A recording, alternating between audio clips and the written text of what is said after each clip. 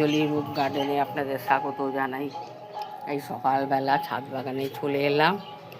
একবার ভোরবেলায় এসছিলাম, 5:30 পৌনে 6টার দিকে অন্ধকারই ছিল তখন। কেন আজকে আপনার তো চন্দ্রগ্রহণের সূতককালটা পড়ে যাচ্ছে 6:20 থেকে, এই জন্য তার মধ্যে ঠাকুর দেওয়া সেরে নেওয়া হলো। আর আজ তো রথ উপলক্ষে তারপরে আমাদের এখানে এই যে রাধাকৃষ্ণ মন্দিরে কীর্তন হয় 3 দিনের জন্য। তো এই কীর্তন হচ্ছে, ভাবলাম যাই সকালবেলা চলে আসি। এখন 7টা বাজে, আমি যাই সকালটা হয়েছে আর হয়েই মানে রোদ এত করা হয়েছে, মানে কি বলবো, রোদটা মানে খুব ভালো, খুব আকাশ পরিষ্কার, খুব ভালো রোদ হয়েছে। তাহলে আমি যাই একটু গাছপালাকে দেখিয়ে আসি যত্ন করে।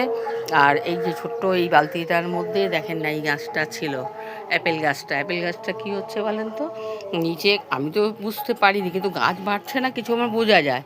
গাছটা নিয়েছিলাম ছোট্টখানি, এখন একটুখানি মানে গাছটা অনেকটা লম্বা হয়ে গেছে, তার মধ্যে পাতা পোতা সেভাবে হচ্ছে না, শুকিয়ে যাচ্ছে।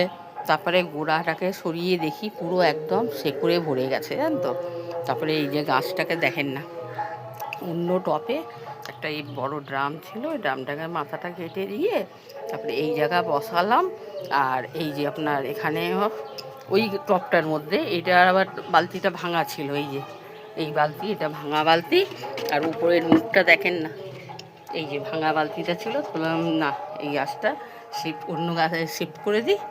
এই করে অন্য জবা গাছটা, কেন ফুল হচ্ছে এখন তো ফুলের সিজন। আর এইটার মধ্যে কোনো শাক পাতা না হয় বসিয়ে দেবো, জানেন তো, এক কাজে দুটো কাজ হয়ে যাবে। আর সকালবেলা এসে দেখি ফুল এরই মধ্যে কুড়ি ছিল জবা ফুলে, তারপরে লাল জবা এটা। তবে এই গাছগুলো দুটো শিফট করলাম। এখন ঠান্ডাটা ওয়েদার আছে, একটু বেলা এলেও সাইডে ছাউনির মধ্যে রেখে দেবো। আর খোলা আকাশটার মধ্যে তো একটু আলোটা ভালো পায়, এই বলেই সব রেখে টেকে গেলাম। তারপরে গাছপালা যাই একটুখানি দেখে আসি। আর এখানেও গাছপালা দেখেন না, এই ডালিম গাছটার মধ্যে ফুল তো অনেকটাই হচ্ছে, কিন্তু ফলের আশা করতে পারছি না, কবে হবে ঠাকুরই জানে। তো বললাম দেখেই যাই। এই আম গাছটার মধ্যে দেখেন না, ছোট ছোট বোল আসা আরম্ভ হয়েছে, দেখে সত্যি খুব ভালো লাগছে, জানেন তো। এটা আমার 2 বছরের গাছ। ওই বছর হয়েছিল কিন্তু পড়ে গেছিলো, এবছর কী হবে জানি না। আর এখনও ওই সাদা জামের গাছের কোনো ফুল টুলের বালাই নেই, কচি কচি পাতা হয়েছে, শুকনো পাতাগুলো সব পড়ে গেল, কী হবে জানি না।